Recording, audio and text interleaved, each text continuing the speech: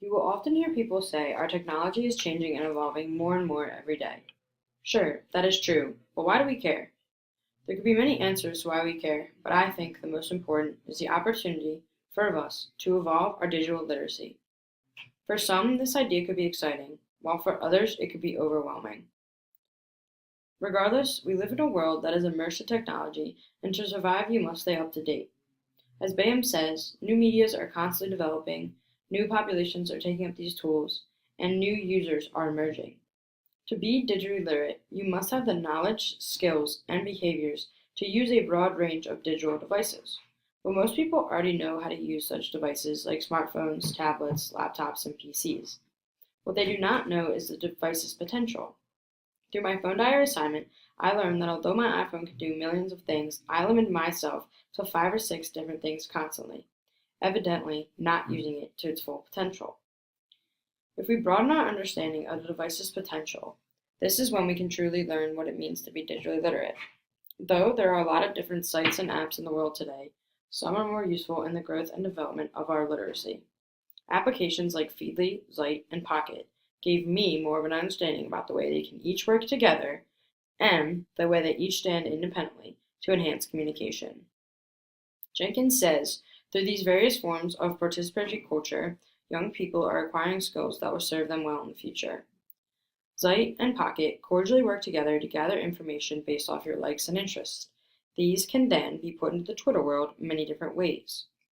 Whether you share an article itself or you summarize your thoughts and put your opinion out there, without even knowing it, you combine the worlds of Zite and Pocket with Twitter. Even in the present, Pocket Communications is something that is being worked on to make easier access for Pocket.com as a website, not just an app. A skeptic might be quick to jump and say that Pocket and Zite are useless when you could just use Google.com to find the article or information. As true as this may be, time is of the essence always.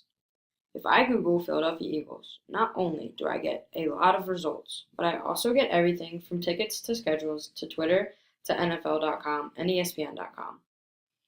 This is a very broad category and can take a lot of extra time away from me if I am simply looking for an article to use. When I type the same search into Zite, Philadelphia Eagles, immediately I am presented with articles as recent as hours ago solely based on the Eagles. No ticket scales, no schedules, no other nonsense, but the facts and information I am looking for. I stand strongly with Zite and Pocket in their ability to simplify this complex technological world. Another complex but resourceful site and app is Twitter. Twitter can range from this simple communication social media to this intense, malfeasance collection of information. In reality, Twitter is what you make it. Ringgold says, if it isn't fun, it won't be useful. If you don't put out, you won't get back. But again, you have to spend time tuning and feeding if Twitter is going to be more than an ideal amusement to you and your followers. Although, an ideal amusement is a perfectly legit use. So sure, it can be a simple app and website that lets you share your thoughts, pictures, videos, and interests, while following what other people have to say. And even in that form, it is very useful. But in order to achieve a greater use, and furthermore, in order to enhance digital literacy, it is key that we form communities online. Jenkins says, participatory cultures shift the focus of literacy from individual expression to community involvement. With deeper searching and file trends, Twitter can be a whole new world of discoveries if you look in the right places. Nowadays, smartphones, tablets, and PCs, which are seen as networks rather than actual computing devices, are the segues to this world of new understanding and learning. People from all over the world have the opportunity to come together. For example, despite religious differences or language barriers if they have common interests. The Twitter world opens up new opportunities, and Zite and Pocket are an aid in beginning those community discussions. My WordPress blog has been a huge helping hand in forming communities online. I have had many fans and supporters reach out, sending appreciation and liking to my work. Turkle says, the internet links millions of people in new spaces that are changing the way we link and form our communities.